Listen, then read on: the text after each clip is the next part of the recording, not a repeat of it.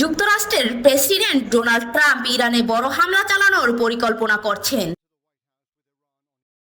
ইরানের সঙ্গে তাদের পারমাণবিক কার্যক্রম এবং মিসাইল উৎপাদন নিয়ে আলোচনা করছিলেন মার্কিনিরা, কিন্তু প্রাথমিক আলোচনা ব্যর্থ হওয়ায় এখন দেশটিতে হামলা চালানোর পরিকল্পনা করছেন ট্রাম্প।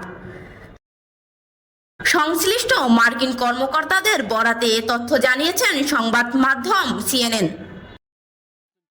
গতকাল বুধবার সামাজিক যোগাযোগ মাধ্যম ট্রুথ সোশ্যালে একটি পোস্ট করেন ট্রাম্প। সেখানে তিনি ইরানকে চুক্তি করার আহ্বান জানান।